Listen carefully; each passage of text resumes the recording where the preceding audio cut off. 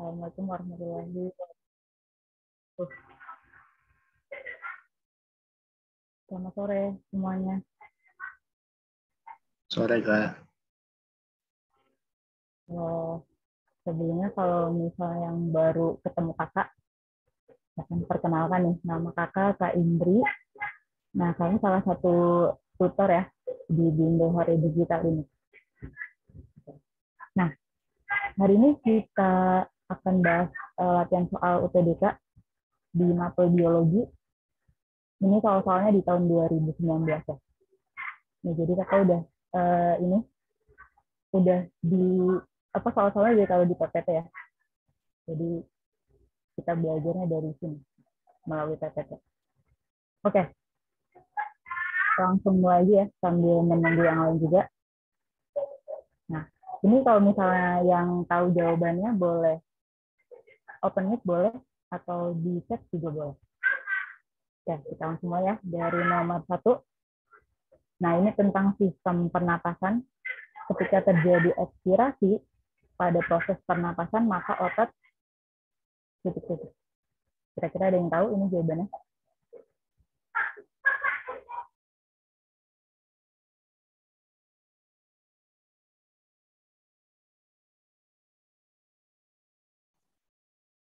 Buat yang tahu jawabannya langsung jawab aja di kolom chat atau langsung open mic. Ya. Ayo coba dan jawab nih di kolom chat boleh.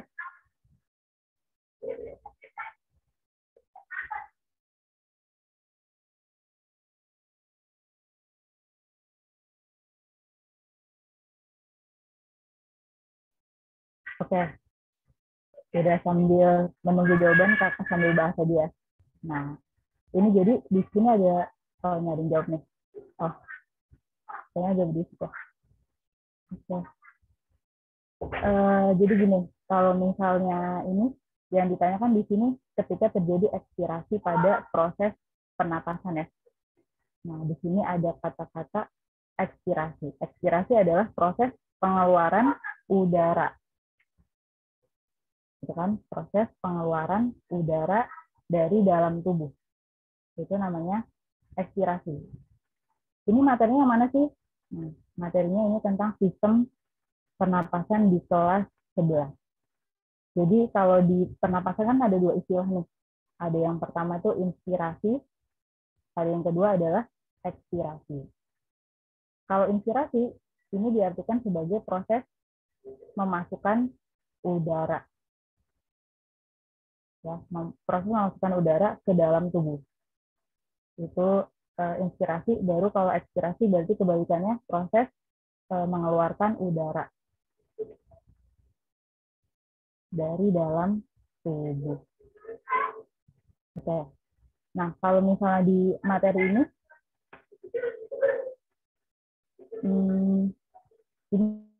dari mekanisme pernapasan ya. Mekanisme pernapasan.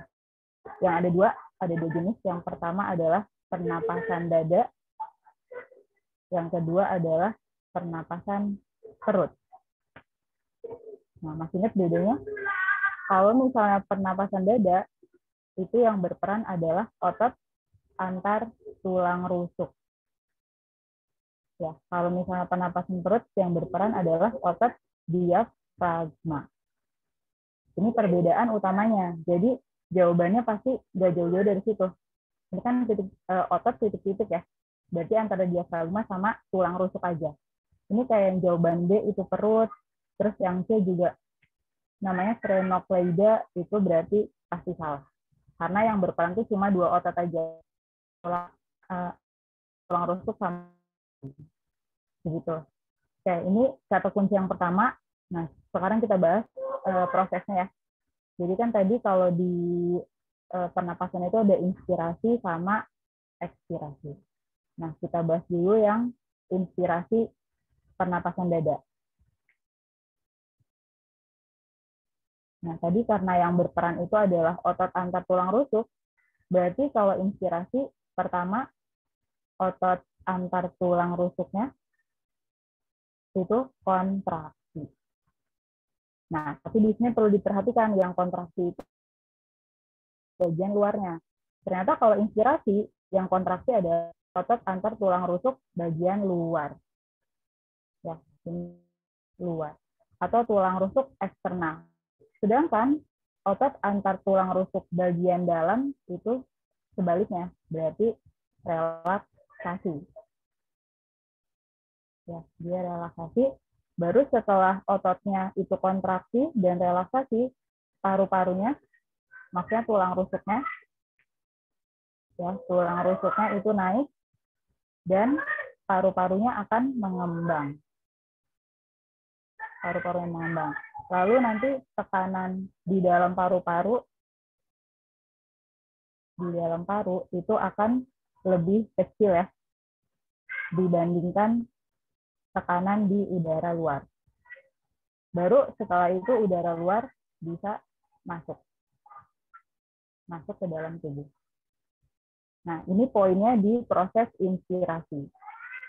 Jadi ototnya ada yang kontraksi dan relaksasi, terus tulang rusuknya naik, nanti paru-parunya mengembang, tekanan di dalam paru-paru jadi lebih kecil ya dibanding udara luar. Baru udara luar masuk ke dalam tubuh. Kita lihat nih gambar dulu. Nah, ini ya. Ini yang inspirasi dulu.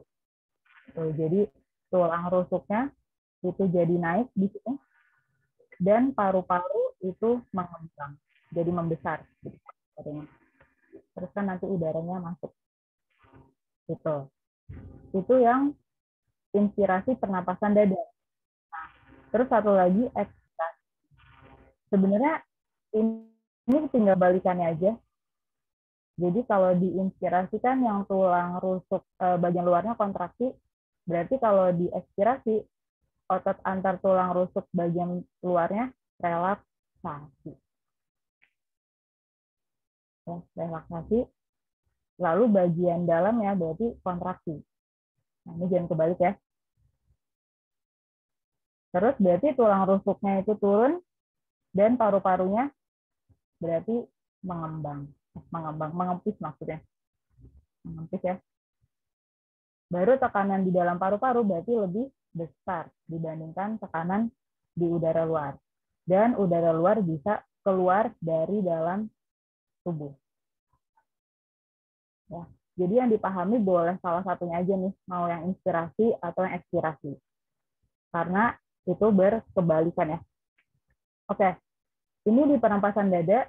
Nah, satu lagi tadi kan jenisnya itu ada pernapasan perut. Nah, ini juga mirip-mirip ya sebenarnya.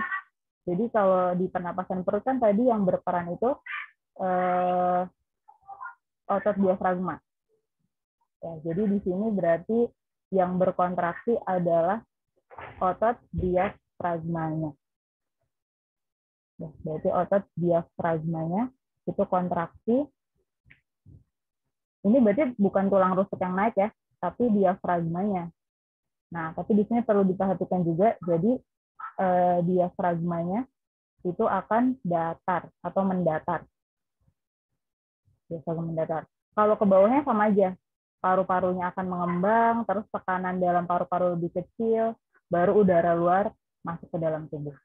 Jadi yang membedakan itu di bagian depannya, di ototnya aja. Ya, kalau belakang sama. Oke, berarti kalau yang ekspirasi juga sama ya, mirip ya. Berarti di sini kalau yang ekspirasi pernapasan perut, otot diafragmanya bukan kontraksi, tapi relaksasi. Nah, kalau di inspirasi diafragmanya mendatar, tapi kalau di ekspirasi diafragmanya jadi melengkung. Biasanya disebutnya, atau diafragmanya naik. Gitu. Dan di sini paru-parunya berarti mengempis. Ya. Tekanannya di paru-paru akan lebih besar dibandingkan udara luar, baru udara luar bisa keluar dari dalam tubuh. Begitu. Jadi intinya yang membedakan adalah ototnya. Nah, kita lihat nih ya gambarnya. Jadi kalau pernapasan dada dan pernapasan perut itu terjadi kan bersamaan. Makanya di gambar ini tuh digambarkannya itu secara bersama-sama. Ini contohnya kalau yang ini kan ada panah hijau ya, itu ke atas, berarti tulang rusuknya naik. Karena ini inspirasi. Sebaliknya tadi, kalau yang pernapasan perut, berarti diafragmanya kan kontraksi. Tadi diafragmanya jadi mendatar. Ya, diafragma kontraksi atau bergerak turun. Jadi nanti ujungnya atau akhirnya itu akan mendatar. Sebaliknya kalau ekspirasi, berarti diafragmanya naik, tulang rusuknya turun. Gitu. Oke. Nah, ini yang ditanya itu adalah ekspirasi ya. Berarti jawaban yang benar adalah yang A. Betul nih, tadi ada yang jawab yang A. Ini tapi username-nya titik. Betul ya? Jadi diafragmanya pasti relaksasi. Karena ini proses ekspirasi. Gitu. Kalau yang ini yang D sama E, ini salah juga ya. Karena kalau tulang rusuk eksternal kontraksi, berarti ini bukan ekspirasi, tapi inspirasi. Ya. Yang D juga ini proses inspirasi. Gitu. Jadi yang paling benar yang A. Oke. Ada yang mau bertanya nggak nih?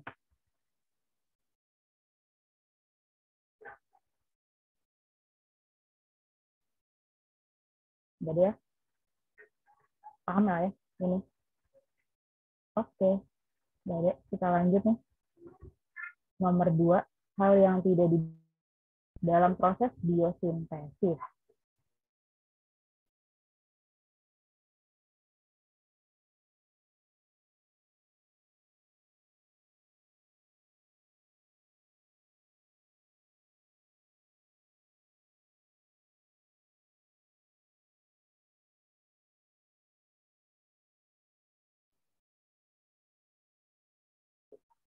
Ada yang mau jawab? Biosintesis itu apa sih sebenarnya?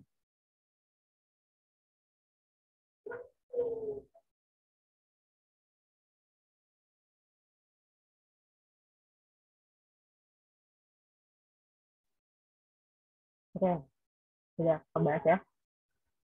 Nah, ini materinya sebenarnya kelas 12. Proses biosintesis berarti ini sebenarnya sama aja seperti proses anabolisme. Ya. Kalau misalnya materi di kelas 12-nya namanya metabolisme. Metabolisme itu kan ada dua tuh, ada anabolisme, ada katabolisme ya. Nah, ini yang kalau biosintesis berarti masuknya ke anabolisme. Atau diartikan sebagai proses pembentukan senyawa organik. Ya. Senyawa organik yang berasal dari senyawa sederhana menjadi senyawa yang kompleks. Nah, itu artinya anabolisme. Gitu. Selain ini ciri-cirinya anabolisme juga punya ciri lain, yaitu memerlukan energi atau perlu energi, makanya disebutnya sebagai reaksi endergonik dan juga perlu panas. Perlu panas ya, atau disebutnya endotermik atau endoterm aja. Nah, ini ciri-ciri umum nih dari proses anabolisme atau biosintesis. Terus kalau di sekolah, di materi anabolisme itu kan membahasnya tentang fotosintesis. Ya, ini dari katanya juga bisa kita lihat nih, biosintesis. Oh, ada kata sintesis. Sintesis artinya pembentukan atau pembuatan. Itu dari asal katanya. Jadi sebenarnya ini sama aja ya, kalau misalnya kita membayangkan, itu membayangkan aja proses fotosintesis di soal nomor 2 ini. Oke, kalau misalnya kita lihat dari pengertiannya ini, berarti kan yang benar itu B. Karena tadi anabolisme itu cirinya perlu energi. Ya, jadi yang B itu benar. Ya kan? Di fotosintesis itu kan perlu energi, khususnya di reaksi gelap. Nah, kalau misalnya kita bahas lagi, jenis fotosintesis itu kan ada dua. Ya, ada namanya reaksi terang dan juga reaksi gelap. Bedanya, ini butuh energi secara langsung atau tidak. Jadi kalau reaksi terang berarti butuh energi secara langsung dari cahaya, sedangkan kalau reaksi gelap tidak butuh energi secara langsung dari cahaya matahari. Kalau kita lihat reaksi terang itu nanti dibagi lagi jadi dua, ya, ada yang siklik, ada juga yang non siklik. Kalau kita lihat hasilnya, siklik itu hanya menghasilkan ATP, tapi kalau non siklik ada 3. ATP, NADPH, satu lagi oksigen. Begitu. Nah, nanti ATP sama NADPH ini dipakai untuk reaksi gelap. Ya, ini lebih lanjut. Dipakai untuk reaksi gelap. Atau dipakai reduksi khususnya. Gitu. Sedangkan yang oksigen ini itu nanti akan dilepaskan ke lingkungan. Ya, atau dilepaskan ke atmosfer. Gitu. Jadi yang dipakai lagi itu yang ATP dan NADPH ya, itu dipakai di reaksi gelap. Nanti baru kalau reaksi gelap hasilnya akan menghasilkan karbohidrat. Ya, khususnya biasanya glukosa. Gitu. Ini kalau kita lihat hasilnya. Nah, berarti yang energi kimia itu benar ya. Karena perlu ATP dan enzim pengkatalisis juga benar. Nah, contohnya enzim apa nih yang dipakai di fotosintesis? Contohnya kalau di reaksi gelap pakai enzim namanya rubisco. Ya. Ini yang mengikat RUBP dengan CO2. CO2 itu kan pakai enzim rubisco untuk mempercepat fiksasi nitrogen. Ya, mempercepat fiksasi nitrogen. Jadi butuh juga enzim. Terus senyawa prekursor ini bisa diartikan sebagai senyawa yang berperan dalam reaksi kimia. Dalam reaksi kimia sehingga menghasilkan senyawa lain. Gitu. Kalau di proses fotosintesis yang berperan jadi senyawa prekursor itu contohnya adalah CO2 ya. Kenapa nih CO2? Karena di proses yang pertama itu kan fiksasi karbon maksudnya fiksasi karbon ya. Nah, ini fiksasi karbon mengikat CO2 dan RUBP. Nanti akan menghasilkan namanya fosfoglycerate. Ya, RUBP itu di fosfat, nanti hasilnya 3 fosfoglycerate. Gitu. Jadi CO2 ini bisa berperan sebagai senyawa prekursor karena akan menghasilkan 3 fosfoglycerate atau disebutnya PGA. Gitu. Jadi ABC benar. Nah, terus oksigen nih. Oksigen itu tidak dibutuhkan dalam proses biosintesis. Ya. Kenapa nggak dibutuhkan? Karena oksigen inilah yang seharusnya malah dihasilkan. Jadi dia nggak dibutuhkan, tapi dihasilkan. Ya, melalui reaksi terang, non-siklik. Gitu. Jadi dia kan nggak dibutuhin lagi ya si oksigen itu. Pas udah dihasilkan langsung dikeluarkan ke atmosfer atau ke lingkungan. Kalau koenzim ini dibutuhkan. Jadi contoh dari koenzim adalah NADPH. Nah, apa sih itu koenzim? Ini kalau kita flashback lagi sebenarnya itu adalah bagian-bagian dari enzim. Ya, ini di materi metabolisme itu kan awalnya belajar enzim dulu ya.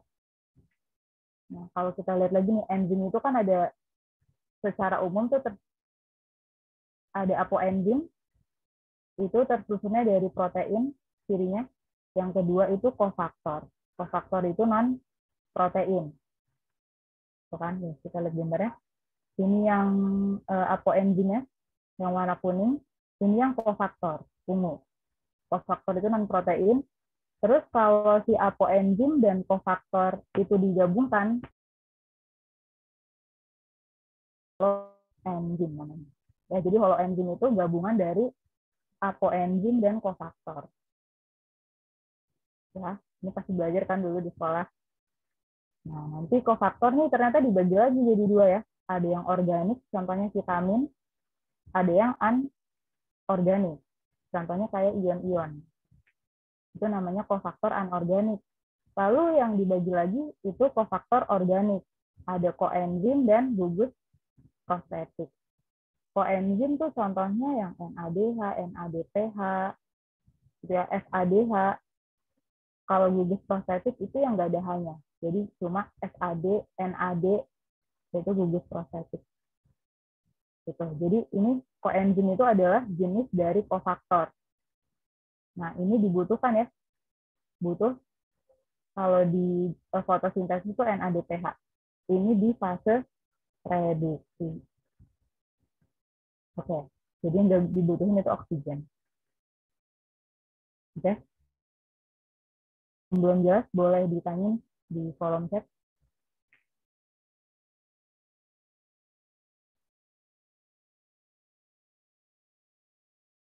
Kita lanjut dulu kali ya ke nomor 3. Ini nomor 3 nih. Pergerakan air secara simplas pada silinder pusat akar dikotil. Ini disebabkan titik-titik. Ini struktur jaringan tumbuhan materinya.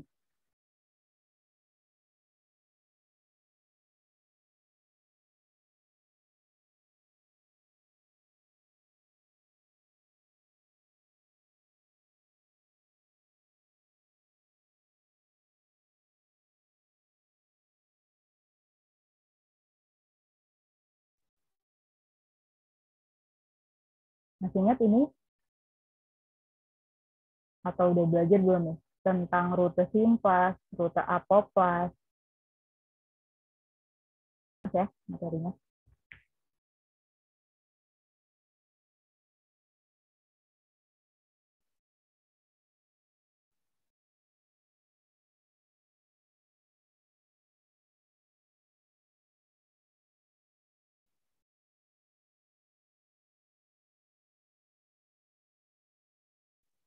Oke, gak ada yang mau jawab nih.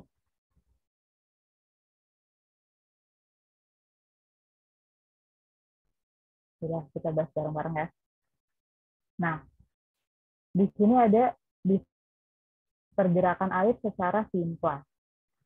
Dari ada silinder akar dikotil. Kenapa di sini dimention akar dikotil? Nah, karena kan yang berfungsi mengangkut air dan mineral itu adalah akar. Gitu. Dan ditanya di sini, gimana sih cara akar itu bisa mengedarkan oksigen yang lain? Gitu. Jadi ada cara-caranya nih si akar itu mengedar atau pergerakan air. Dari ini ya, anatomi.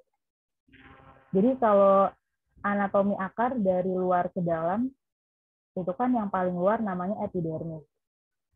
Yang kedua, yang lapisannya ya. Ketiga itu endodermis. Baru keempat, nah, silinder pusat itu ada 3 kan. Pengangkut sama empulut.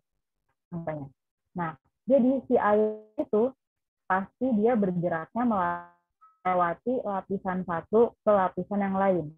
Berarti dari airnya bergerak ke korteks, terus ke endodermis, sampai terakhir ke silem.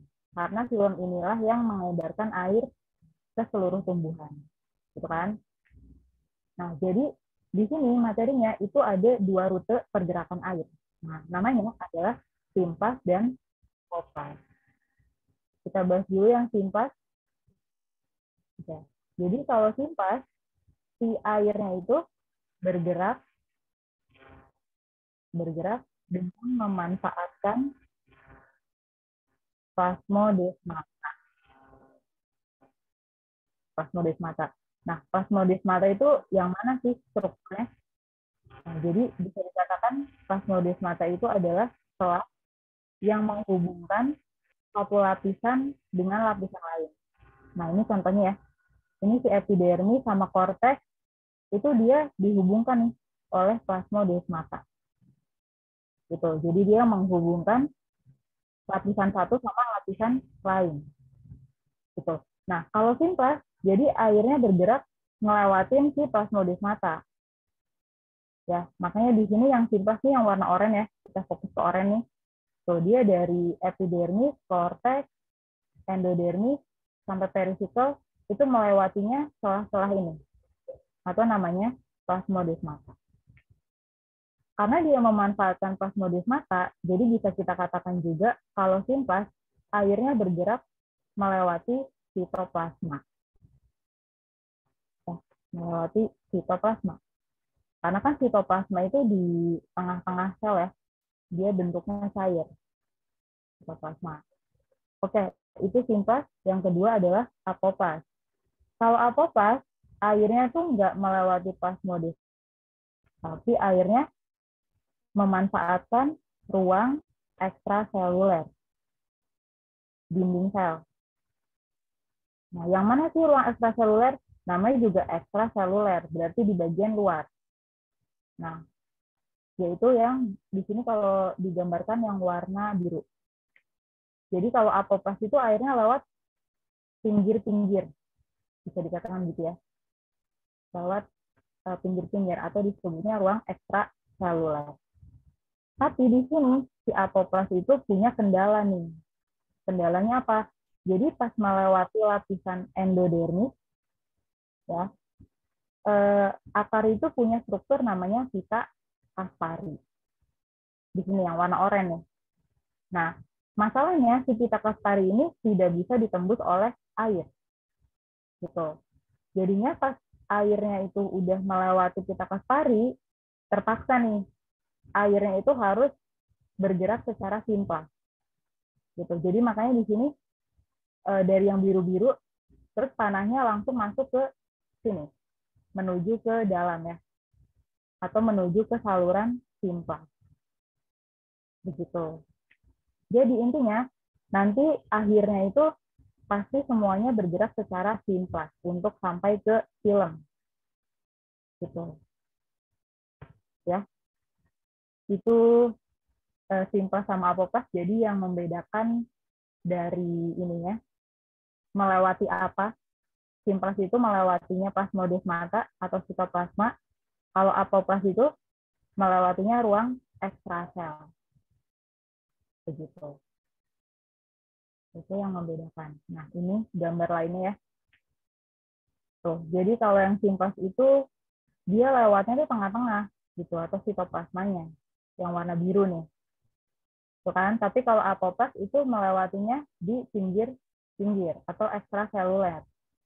Nah, ini kalau kita perbesar pas udah sampai endodermis itu akan ada pita Kaspari tadi. Dia nggak bisa ditembus oleh air. Makanya terpaksa itu harus secara simplas juga. Jadi melewati tengahnya atau sitoplasmanya. Baru terakhir film. Nah, film ini yang mengalirkan air ke bagian tumbuhan yang lain. Gitu. Nah, itu rutenya ya. Jadi di sini makanya pas udah dipilih berpusat di kotil, gitu kan, airnya secara singkat karena pita Kaspari nggak bisa ditembus air pada lapisan endodermis. Gitu ya. Jadi jawabannya yang A. Gitu. Nah, dan pita Kaspari ini khusus ada di akar. Jadi kalau di batang, di daun itu nggak ada pita Kaspari. Begitu. Oke. Gitu ya, kita lanjut ya. Nomor 4. Ini pada tahap mitosis berikut yang paling baik digunakan dalam pembuatan karyotype. Kira-kira yang mana?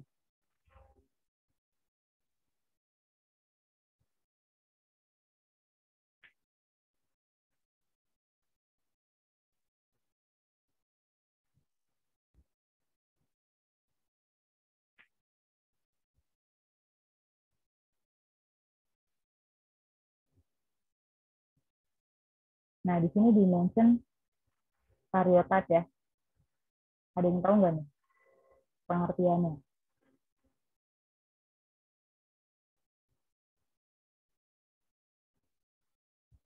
Masih ingat? Ini di kelas 12 juga. Oke. Nah, di sini ada kata-kata karyotype ya. Atau di sini bisa dikatakan sebagai tampilan susunan kromosom yang terurut. Jadi tampilan kromosom yang terurut dari suatu organisme gitu. Kalau kita lihat gambarnya yang mana sih karyotype itu? Nah, yang ini ya. Ini pasti udah pernah belajar ya dulu di materi genetik kelas 12. Ini contohnya adalah karyotype pada kromosom laki-laki. Jadi kalau kita perjelas lagi, ini ada nomor-nomornya. Karena kalau kromosom manusia itu ada 23 pasang. Nah, makanya di sini gambarnya kan kayak sepasang gitu, setiap nomor. Yang nomor 1 sampai 22 itu disebutnya autosom atau kromosom tubuh. Tapi yang nomor 23 nih, ini disebutnya gonosom atau kromosom gitu. Ini disebutnya nih semuanya karyotype. Terus yang ditanya ini tahap yang paling baik dalam pembuatan karyotype. Kira-kira tahap apa?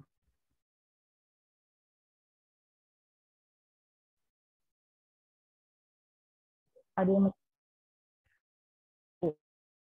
B berarti mitosis. Ada yang lain? Ayo, yang lain. Kira-kira yang mana nih? Apakah setuju dengan jawaban Lutfi?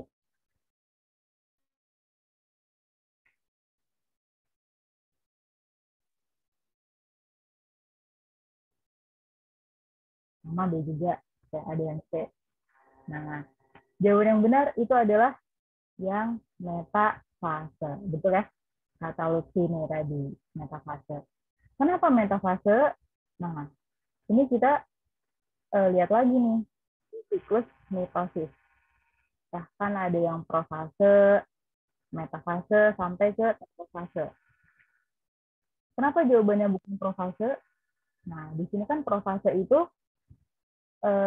ciri yang pertama adalah benang-benang kromatin berubah jadi kromosom. Tapi di sini kromosomnya itu masih berkumpul di tengah atau di inti sel. Ya, otomatis ini bukan waktu yang paling baik. Itu kan? Kita bedakan sama metafase. Metafase itu kromosomnya berderet di tengah atau di bidang ekuator. Nah, karena dia udah ngederet di tengah nih, otomatis pas kita amatin itu terlihat rapi. Ini kan lebih kelihatan rapi gitu ya kalau dilihat di mikroskop. Jadi di fase metafase inilah itu yang paling baik untuk melihat karyotype gitu. Kalau anafase itu kromatid bergerak ke kutub berlawanan. Ya, ini ada yang ke atas, ada yang ke bawah. Malah kalau anafase itu kan kelihatannya cuma tengah aja. Atau kelihatannya hanya kromatid, bukan kromosom. Ya, kalau di metafase yang kelihatan kan kromosomnya. Begitu. Jadi bukan anafase juga. Dan kalau telofase di sini si kromatidnya sudah berubah jadi benang-benang kromatin. Ya, ini kan udah jadi benang-benang lagi untuk nanti masuk ke interfase. Jadi benar nih tadi ya, yang paling baik otomatis yang metafase karena di sini si kromosomnya berderet di bidang ekuator. Gitu. Oke, ini jawabannya ya. Sama ya ini. Oke, nomor 5 nih. Manakah pernyataan berikut yang benar?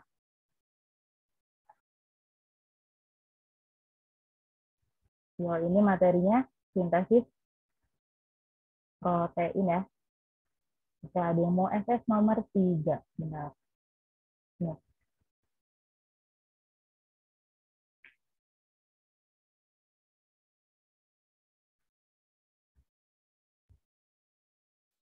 Udah, Fadia?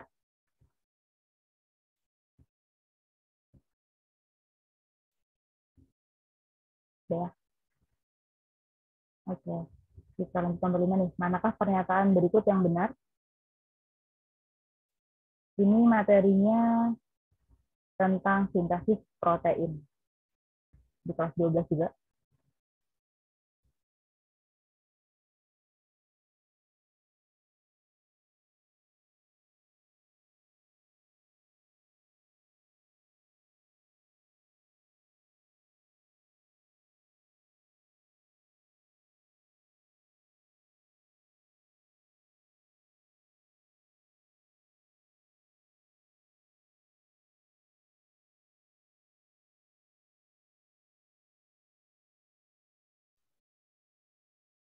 Ada yang masih ingat yang ini?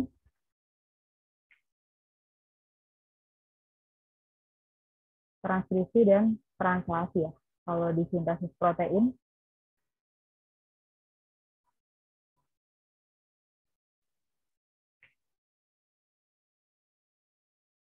oke, kita bahas ya.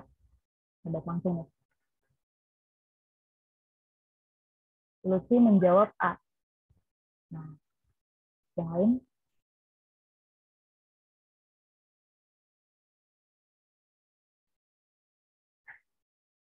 Oke, sambil menunggu kita bahas dulu. Kalau misalnya di sintesis protein, itu kan ada 2 proses secara khusus, namanya adalah transkripsi dan translasi. Ini kan urutannya gini ya. Jadi transkripsi itu adalah penyalinan kode genetik pada DNA menjadi RNA. Makanya di sini awalnya tuh DNA, baru habis itu diubah nih melalui proses transkripsi menjadi RNA. Baru dibentuk jadi RNA, RNA itu akan diterjemahkan. Gitu. Jadi proses yang kedua adalah translasi, yang artinya proses penerjemahan RNA menjadi asam amino. Gitu. Yang nantinya akan berubah menjadi protein. Ya, jadi ada 2 proses khusus namanya. Transkripsi dan translasi. Tapi di soal nomor 5 ini kita suruh membandingkan kira-kira antara sel padi, sel tikus, pada bacillus itu sama nggak sih transkripsi dan translasinya? Nah, kalau misalnya kita lihat kan di sini sel padi, sel tikus itu masuknya ke dalam sel eukariotik. Ya, dan sel tikus itu termasuk ke dalam eukariotik.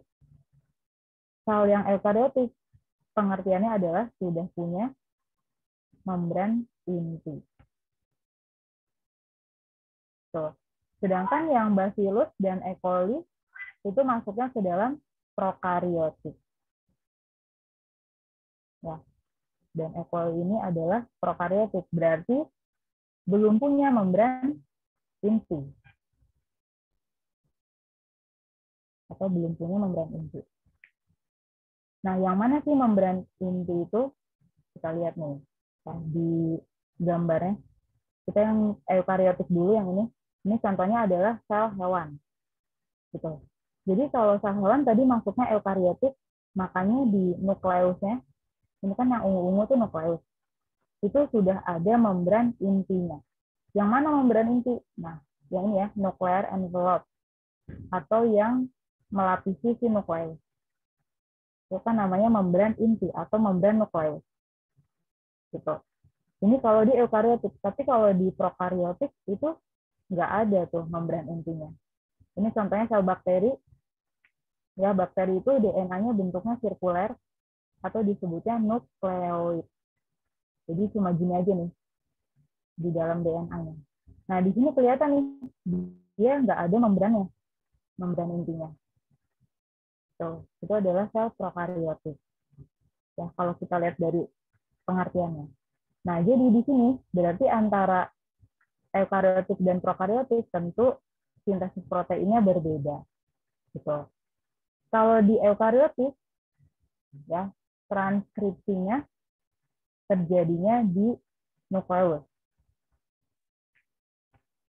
Sedangkan si translasinya terjadi di sitoplasma. Gitu. Intinya tempatnya beda. Ya. Tapi kalau yang prokariotik kan dia nggak ada membran intinya. Makanya antara transkripsi dan translasi itu terjadi di tempat yang sama, yaitu terjadi di sitoplasma aja. Begitu.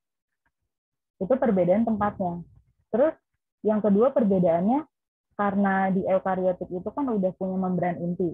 Makanya translasi itu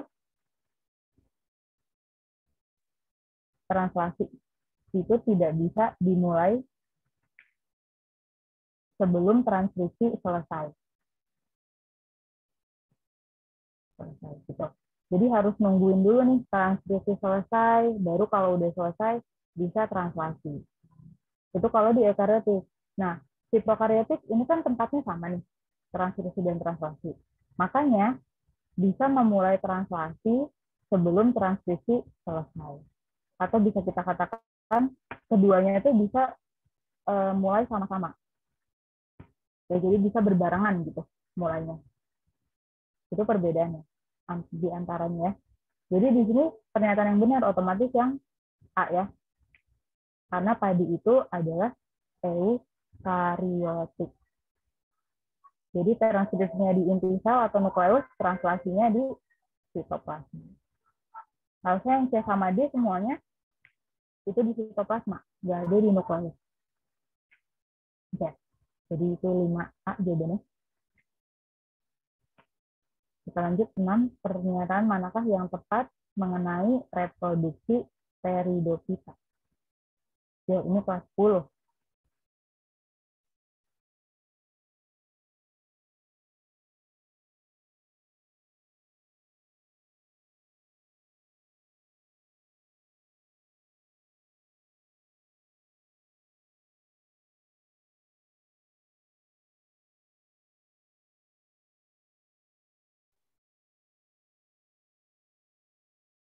Ada yang masih ingat yang ini?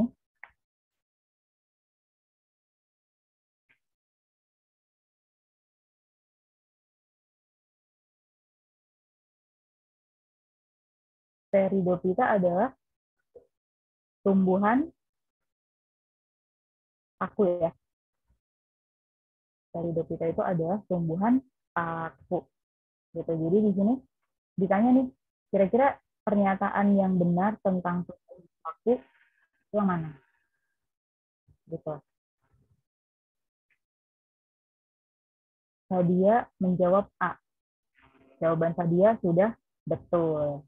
Ya, kasus sporofit itu lebih dominan gametosit kalau di tumbuhan paku. Jadi sudah betul nih jawabannya yang A. Oke, kita ini dulu ya. Ini. Nah, ini metagenesis atau disebutnya daur hidup pada tumbuhan. Bahas dulu dari karakteristik paku itu disebutnya sebagai tumbuhan kormus berpembuluh. Itu artinya antara akar terus batang sama daun sudah dapat dibedakan dengan gitu ya. Jadi pembatasnya nih akar yang mana, batang yang mana, sama daun yang mana itu udah jelas batasnya. Nah, terus tadi kalau paku itu cirinya adalah mengalami metagenesis atau disebutnya pergiliran keturunan. Jadi kayak daur hidupnya ya. Dan ada dua fase, yang pertama adalah fase gametosit, yang kedua adalah sporosit.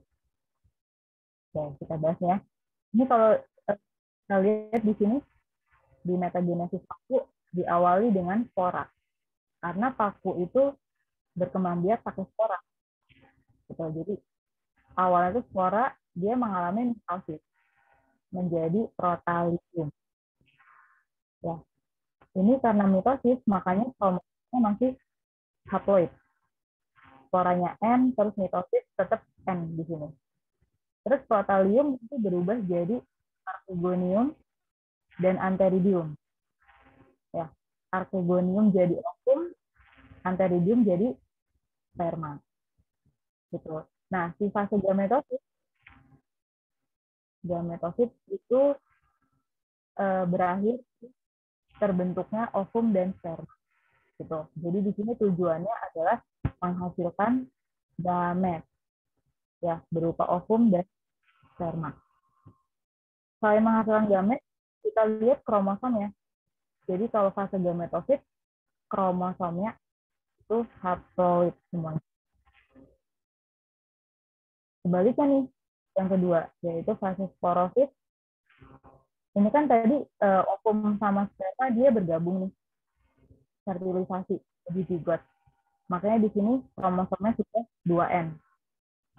Ya, baru dari zigot itu berubah jadi tumbuhan paku, baru nanti jadi sporangium, meiosis jadi spora lagi. Begitu. Jadi di sini yang fase sporosit itu tujuannya bukan menghasilkan gamet, tapi menghasilkan spora. Ya, dan kromosomnya itu diploid atau 2N, bukan N. Kalau gametosit itu N. Terus tahu dari mana nih fase dominan sama nggak dominannya? Bisa kita lihat dari tumbuhan paku dewasanya. Ya, di sini kalau tumbuhan paku itu kromosomnya 2N. Jadi fase sporosit itu fase yang lebih dominan. Jadi hidupnya lebih lama gitu, atau dominan. Sedangkan yang gametosit ini hidup sebentar aja. Paling cuma beberapa minggu. Gitu. Jadi kalau di paku yang dominan adalah sporosit. Makanya yang A itu benar. Ya, kalau yang B udah pasti salah. Sporosit itu kan 2N. Gametosit itu N. Salah, ini kebalik. Yang C juga kebalik. Yang D, spora pteridophyta akan membelah secara meiosis. Salah ya, harusnya kan tadi pertama itu spora membelahnya secara mitosis dulu. Ini salah di sini. Jadi bukan meiosis. Tumbuhan paku yang sering kita lihat itu gametosit, salah juga. Yang kita lihat berarti itu yang hidupnya dominan. Otomatis sporosit harusnya. Jadi yang benar yang A. Ya. Oke. Kita lanjut nih, nomor 7. Ini sistem hormon ya. Pankreas sebagai sistem endokrin itu menghasilkan hormon somatostatin yang dihasilkan oleh sel apa nih?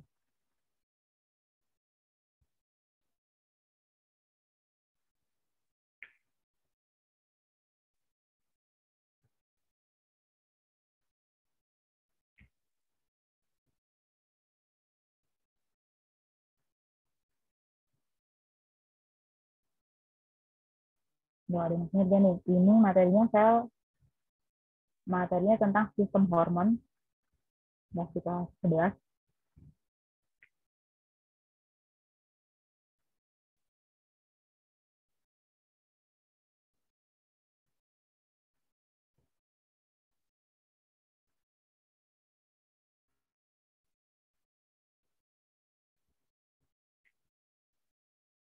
Ada yang mau jawab?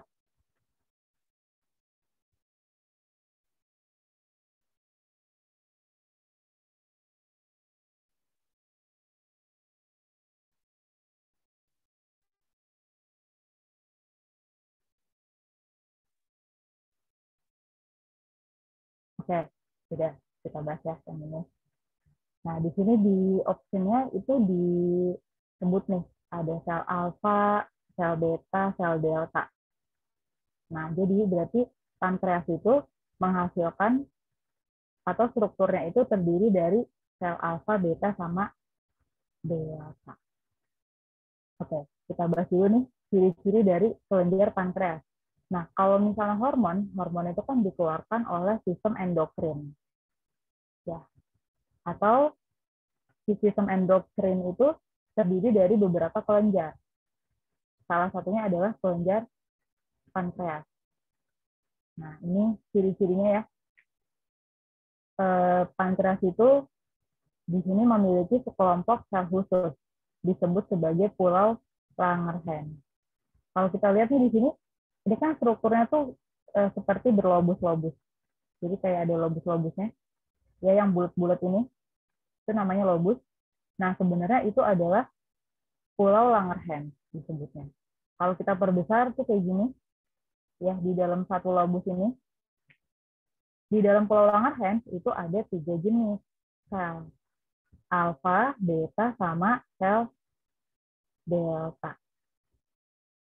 Oke, ini slide-nya nggak keganti ya?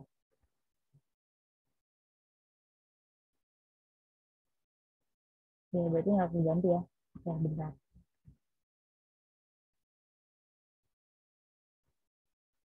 Ini udah belum? Gambarnya tentang pankreas.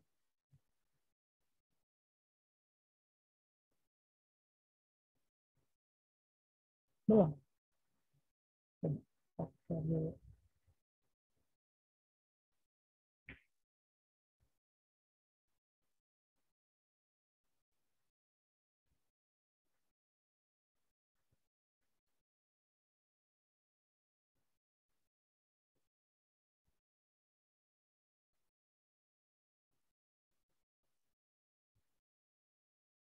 Udah kelihatan belum?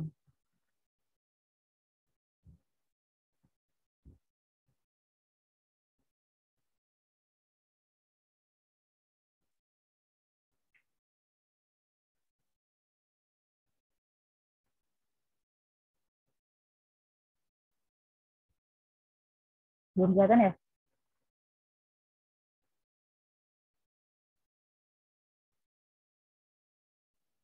Oke, bentar. Kakak lihat dulu ya, bentar. Ini harus.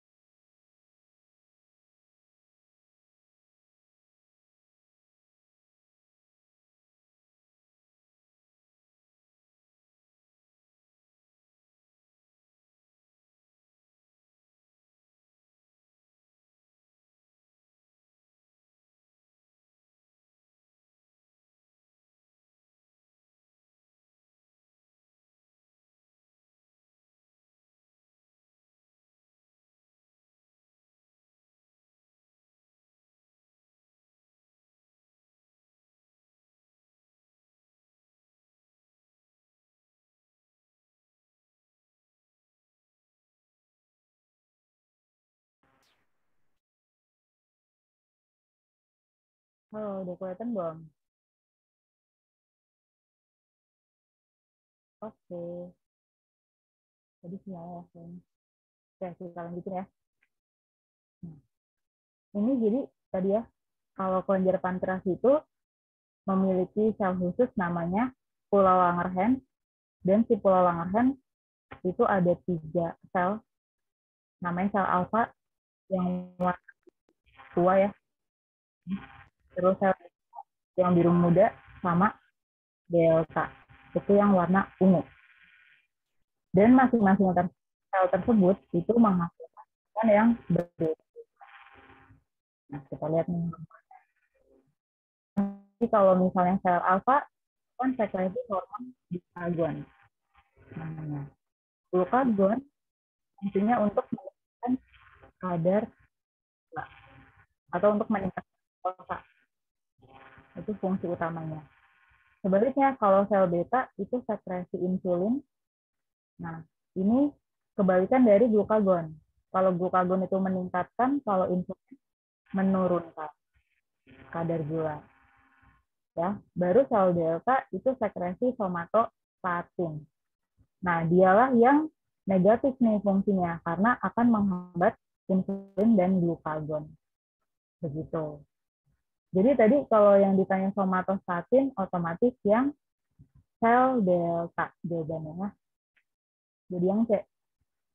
Nah, ini fungsinya juga sudah benar untuk menghambat sekresi hormon glukagon dan insulin. Gitu. Kalau yang A di sini sel alfa. Nah, sel alfa otomatis sekresinya glukagon. Nah, hormonnya glukagon. Kalau yang B sel beta berarti yang insulin. Gitu. Baru yang C ini adalah somatostatin.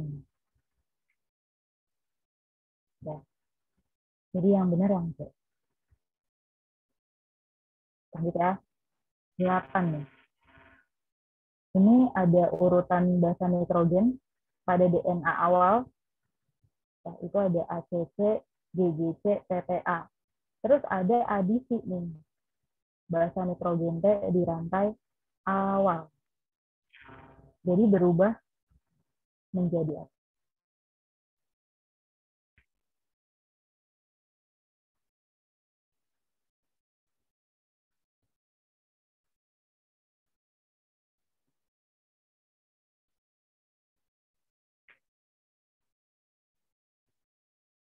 Kira-kira ada yang tahu nggak nih? Ini ada kata-kata di sini adisi ya. Masih ingat adisi itu apa?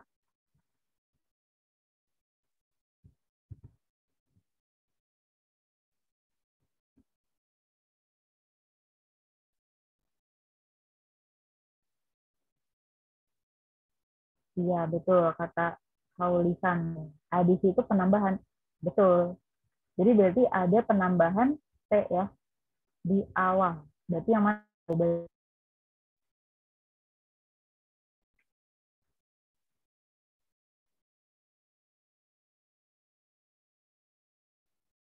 Berarti tinggal ditambahin T aja ya sebenarnya ini kan di awal. Berarti antara D sama E. Coba. Jawaban yang betul adalah yang D. Ya enggak? Ini kan awalnya ACC. Berarti kalau ditambah T, ya udah TAC kan? TAC. Terus si C ini bergabung sama GG. Jadi CGG. Terus akhirnya CTA, baru yang A ini itu nggak usah hilang. Otomatis hilang. Gitu. Karena ini yang ditanya cuma adisi aja ya. Jadi penambahan aja gitu. Penambahan. Oke. Selain adisi, ada juga yang lain nih. Istilahnya ya. Ada namanya delesi. Nah, delesi berarti pengurangan. Jadi ini misalnya D-nya itu berkurang. Ada juga duplikasi, berarti penggandaan. Ya, ini DC-nya jadi duplikat di sini. Terus itu berkebalikan. Jadi kebalik ya. Ini awalnya misalnya BCD, pas inversi jadi BCD. Baru translokasi adalah pertukaran segmen. Nah, ini misalnya AB-nya tuh awalnya di atas, MNO awalnya di bawah. Karena udah translokasi, jadi bertukar dia. MNO di atas, AB di bawah. Begitu. Ini beberapa istilah dalam perubahan struktur kromosom. Kalau adisi tadi penambah. Ya, 9 ya. Pernyataan manakah yang tidak tepat perihal aliran energi di ekosistem? Ya, ini kelas 10 materinya.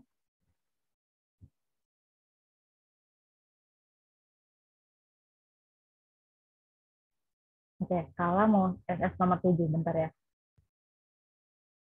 Kita SS dulu nih. Oke, gitu.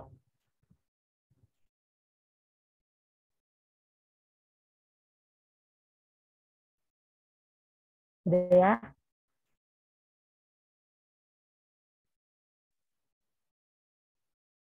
Oke, 9 nih. Ini yang bukan aliran energi. Oke, yang selanjutnya sebentar. Iya.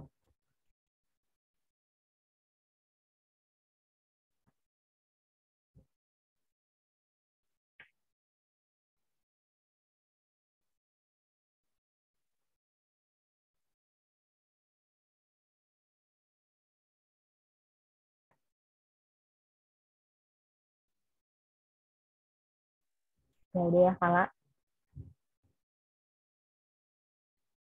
Ayo, kita sekarang jawab nih. Di nomor 9.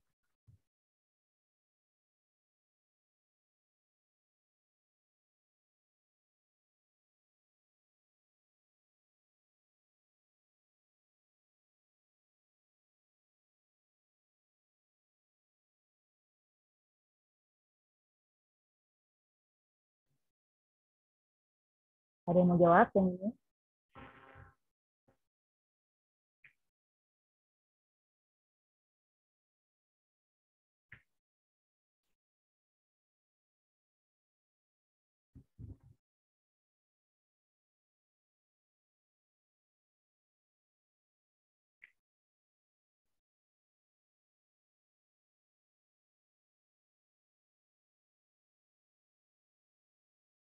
Tulisan mau tanya, yang penggantian rantai kodon itu gimana? Penggantian rantai kodon. Oke, berarti bukan soal ini ya. Ada lagi.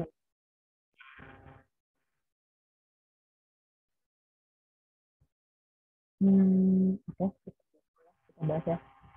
Ini jadi berarti beda nih materinya. Nah, ini jadi gini.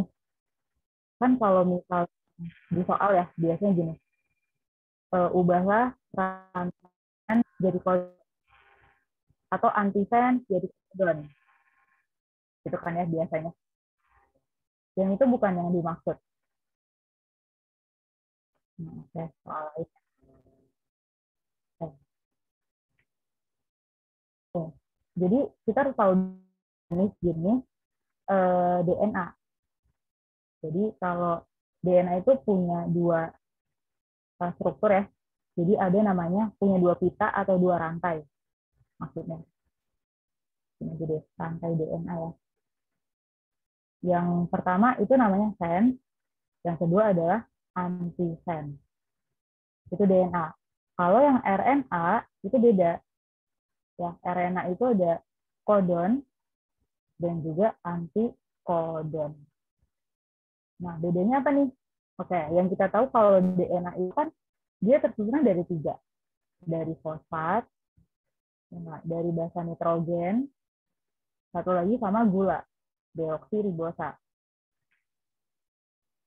Yang RNA juga sama ya, fosfat, basa nitrogen, sama gula, maksudnya bukan deoksiribosa, tapi gula ribosa aja kalau RNA. Yang membedakan selain dari gulanya, basa nitrogennya juga berbeda. Ya. Kalau basa nitrogen di DNA itu kan adanya tuh adenin, timin, guanin, satu lagi sama sitosin. Atau S atau C ya biasanya sitosin itu. Tapi kalau yang RNA, yang membedakannya ini bukan ada timin, tapi timin itu diganti sama urasil. Jadi cuma adenin, urasil, ya guanin, sama satu lagi sitosin. Jadi yang membedakan di timin dan urasil di basa nitrogennya. Oke, biasanya di soal itu kayak gini. Misalnya ubahlah ya sense menjadi kodon, misalnya. Atau ubahlah antisense jadi kodon dan lain sebagainya. Nah, kita ambil contoh nih, misalnya sense jadi kodon. Jadi ini ada apa kuncinya ya. Jadi kalau sense itu dimulainya, oke, dia dimulai dari ujung 5 ke 3. 5 ke 3. Nah, lihat nih gambar tadi ya. Oke.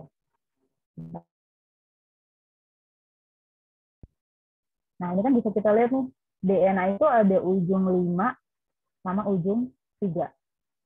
Ya, jadi kalau yang sense itu ujung 5. Yang antisense baru ujung 3 nih. Itu disebutnya antisense.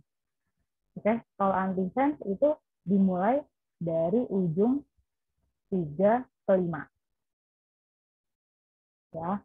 Nah, sebaliknya nih, si kodon itu sama seperti sense. Jadi dia dimulainya sama dari ujung 5 ke 3. Yang antisense itu sama kayak antikodon. dimulai dari ujung 3 ke 5. Oke, terus gimana? Terus apa masalahnya gitu kan? Nah, misalnya kita suruh mengubah sense menjadi codon. Ini kan kalau kita lihat dari ujungnya tuh sama, dari 5 ke 3. Makanya, ini cara cepatnya ya. Jadi kita hanya mengubah T menjadi U. Atau sebaliknya, U jadi T. Basa nitrogen yang lain tetap. Yang lain tetap. Contohnya gimana nih? Misalnya yang ini ya, yang E nih. Misalnya kita udah dikasih tahu nih di soal sense-nya itu adalah ini. Berarti kodenya itu tinggal ngubah T jadi U aja. Jadi UAA, CGC, AAU. Gitu. Ya, yang berubah cuma T menjadi U. Sebaliknya ya, kalau kodon ke sense juga sama. Kodon ke sense juga T jadi U. Dan juga ini berlaku buat anti-sense. Kalau misalnya aku suruh mengubah anti-sense ke antikodon, sama nih. Karena di ujungnya sama ya, 3 ke 5. Jadi hanya mengubah T jadi U. Oke. Nah, ini sampai 17-10 kata Kak Isan. Itu kalau ujungnya sama. Nah, sekarang kalau pertanyaan gini, misalnya ubahlah sense menjadi antikodon. Misalnya pertanyaan gini, yang kita tahu di sini sense sama antikodon itu kan sama-sama jenis DNA. Ya, makanya kita pakai aturan DNA. Aturan DNA itu nanti adenin berubah jadi timin, guanin berubah jadi sitosin. Ya, ini contohnya lagi, misalnya sense-nya yang tadi nih. Sense yang ini, berarti antikodonnya, antisense-nya itu tinggal ngubah aja. T itu jadi A, berarti di sini A, TT, G, CG, sama TTA. Begitu. Ya, pakai aturan yang DNA. Oke, sampai sini paham lah ya? Paham kan? Ya. Nah, sekarang kalau pertanyaannya gini, misalnya ubahlah sense menjadi antikodon. Nah, ini kan sense sama antikodon itu ujungnya beda nih. Ya kan? Makanya kita bisa pakai cara yang dulu dari sense kodon, baru kodon diubah jadi antikodon. Nah, ini contohnya sense menjadi antikodon. Antikodon. Misalnya ini sense yang tadi ya. Ini. Berarti kita ubah dulu aja nih ke yang ujung sama, yaitu si kodon. Ya kan? Jadi ini yang ini tadi. Kodon. Nah, baru sekarang kita ngubah kodon jadi antikodon. Gimana nih cara ngubah kodon antikodon? Yang kita tahu di sini mereka kan berbentuk sama-sama RNA. Ya. Jadi kalau RNA itu aturannya gini. Si A itu bukan jadi T, tapi A akan jadi U, si J tetap ya jadi C. Itu aturan pada RNA. Makanya di sini kalau UA itu berubah jadi AU. Ya, ini J, CJ, terus berarti UUA. Gitu. Jadi biar gampang, kita ngubah dulu ke yang ujungnya sama ya. Kayak gitu. Sebaliknya kalau kodon ke sense misalnya. Ini kan ujungnya beda nih, antikodon ke sense. Jadi kita bisa ubah dulu antikodon ke antisense. Mengubah T jadi U. Baru dari antisense diubah jadi sense. Pakai aturan yang ini, aturan DNA ya. Karena dia sebenarnya kan rantai DNA. Paham gak nih? Tadi, kalau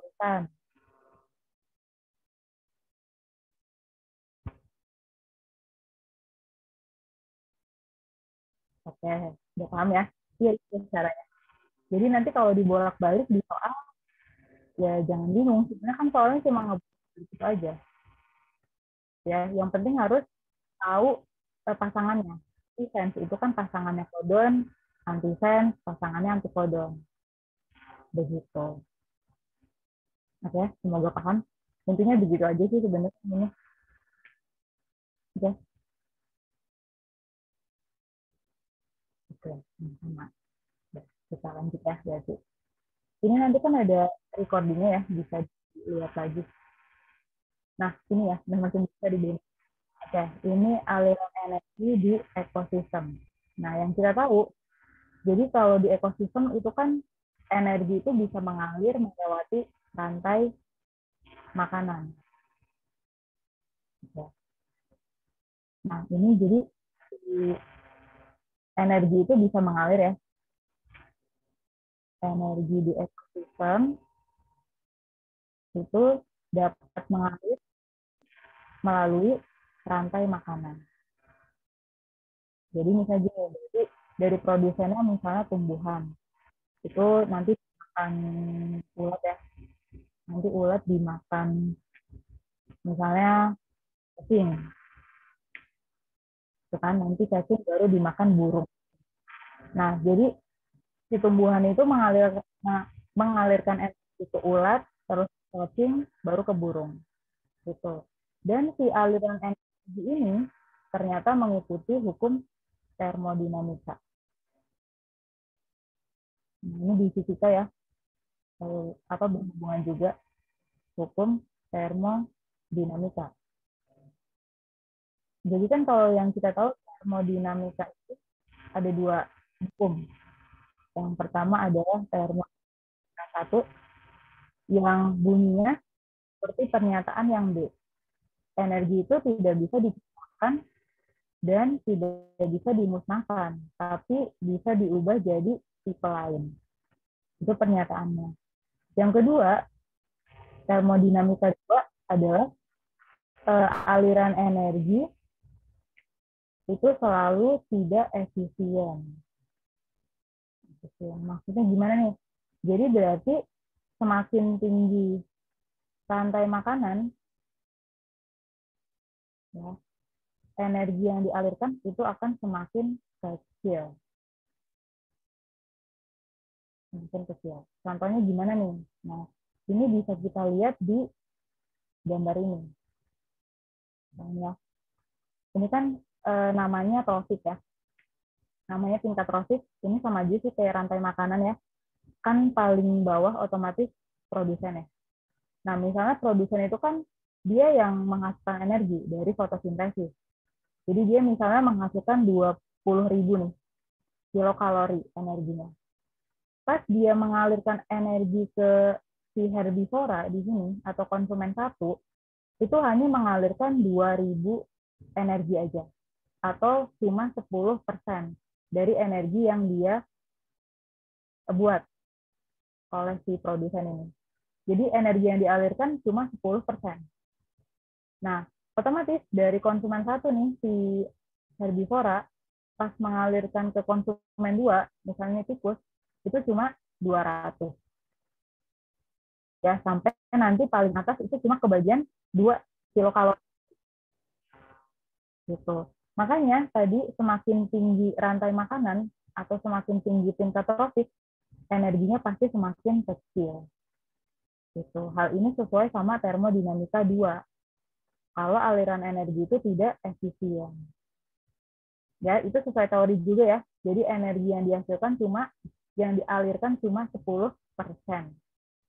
Ini teori di ekosistem kayak gitu. Hanya 10%. Begitu. Oke. Kalau kita lihat berarti di sini kan yang A berarti benar.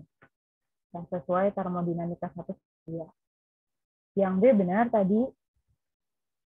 Yang C semakin aliran energi semakin efisien, manakala struktur topik pada jaring makanan semakin banyak. Nah, ini juga benar ya. Jadi semakin banyak organisme di suatu rantai makanan, otomatis semakin efisien. Yang salah itu yang D ya. Jika aliran energi ke konsumen satu lebih rendah, maka aliran energi ke konsumen dua semakin tinggi. Salah. Ya, harusnya juga semakin rendah. Stop ya. Benar-benar. Ini saya keluar ya? Kok keluar sendiri ya benar-benar. Enggak lah. Screenshot apa? Iya, Salesnya hilang.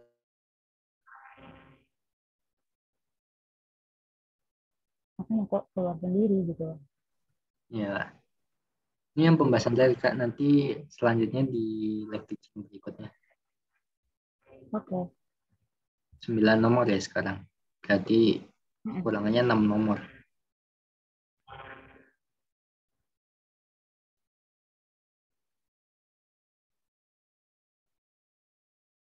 Ini harusnya. Oke. Nah, tadi nomor 9 ya? Oke. Berarti kan, nah, berarti kan yang D itu salah ya. Harusnya kalau ke konsumen D itu semakin rendah aliran energinya, bukan semakin tinggi. Jadi yang D itu salah. Gitu. Yang ini juga benar ya, aliran energi di suatu ekosistem selalu tetap sama selama jumlah topiknya juga tetap. Itu benar. Gitu. Jadi yang salah yang D. Sebenarnya ini ada yang bertanya ya, salah apakah sub profit sama dekom sub profit sama dekomposer sama? Sub profit itu pengertiannya apa? Organisme yang memakan sisa tanaman, sisa organisme lain ya. Itu. Jadi yang berbeda sebenarnya antara decomposer dan detritivore sih sebenarnya. Itu kan jenis-jenis pengurai ya. Kita bahasnya. Ini di ekosistem juga ya. Jadi harus tahu dulu saprofit itu contoh organismenya apa. Nah, kalau kita bahas tentang jenis pengurai di dalam ekosistem itu ada dua. Yang pertama adalah decomposer, yang kedua itu detritivore. Nah, apa nih bedanya? Kalau misalnya yang detritivore ini adalah organisme yang menguraikan sisa makhluk hidup secara mekanik. Pengertiannya gini, secara mekanik sebelum diubah menjadi secara kimiawi gitu maksudnya. Nah, jadi di sini kata kuncinya kalau detritivore itu menguraikannya secara mekanik. Ya, secara mekanik. Contohnya apa sih detritivore itu? Contohnya pokoknya kayak hewan-hewan. Misalnya cacing, ya, terus kelabang, teripang, rayap. Itu namanya detritivore tuh semuanya. Karena dia menguraikannya secara mekanik. Tapi kalau dekomposer, dia menguraikannya bukan secara mekanik, tapi secara kimiawi. Gitu. Jadi organisme yang menguraikan sisa makhluk hidup secara kimiawi setelah dilakukan penguraian mekanik. Jadi gini loh bayangannya. Misalnya daun jatuh nih. Nah, daun itu kan berarti masih besar ya bentuknya ya. Ibaratnya daunnya itu masih besar. Jadi penguraian yang pertama itu namanya secara mekanik. Nah, itu dilakukan dulu oleh hewan-hewan. Contohnya cacing gitu kan ya. Rayap kalau di kayu. Nah, mereka nih si hewan ini menguraikannya otomatis nggak secara sempurna. Jadi nggak bisa langsung menjadi senyawa organik.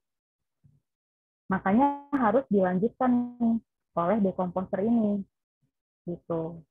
Secara kimiawi gitu kan. Jadi contoh dari dekomposer itu ada dua biasanya, jamur dan bakteri. Gitu. Jadi organisme yang kecil-kecil ya, kayak bakteri, jamur, itu namanya dekomposer. Karena dia menguraikannya udah secara kimiawi. Jadi kecil. Begitu. Ini perbedaannya. Kira-kira paham nggak kalau jadi beda ya, berarti saprofit sama dekomposer.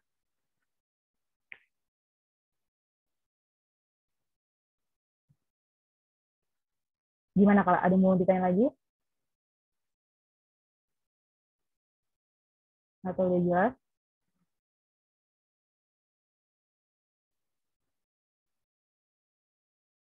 Oke, sama. Oke deh. Nah, karena waktunya sudah jam 17.11, jadi kayaknya kakak sudah ya pembahasan soal biologi kali ini. Oke, kakak kembalikan ke Kak Isan, waktu moderator.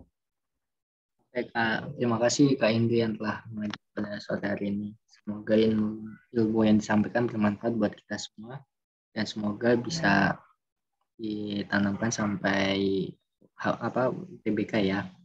Semoga yang besok yang mau ikut UTBK lancar semua. Di sini UTBK-nya pada hari apa aja? Tadi ada yang bilang udah ada yang mulai UTBK ya.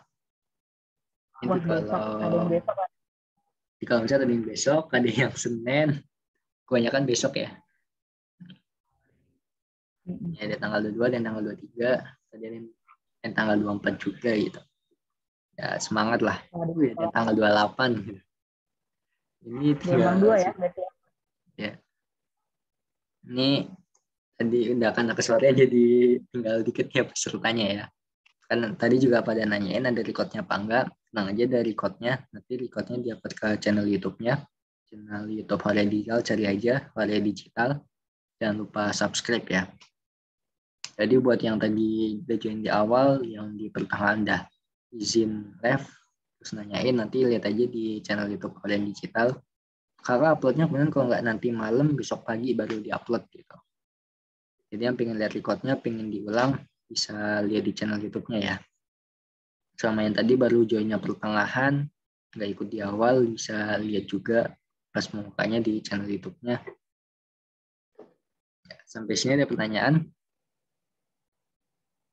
Mungkin udah nggak ada ya, udah sore juga gitu. Soalnya di sini kan nasional dari Sabang sampai Merauke ya. Tadi yang di daerah tengah-tengah yang waktu di WIT atau sama di WITA udah pada live duluan gitu kan, ada masuk waktu maghrib gitu. Jadi pada live duluan, nanti pada pindah di record zoom-nya di YouTube ya. Ya karena di sini udah sore, udah persiapan mau maghrib juga. Kakak akhiri. Terima kasih buat yang telah mengikuti dari awal sampai akhir. Semoga sukses ya UTBK-nya. Ya, dari kakak mohon maaf apabila ada kekurangan. Wabillahi taufiq wal hidayah. Wassalamualaikum warahmatullahi wabarakatuh. Selamat sore semuanya. Terima kasih. Ya, makasih Kak Indri.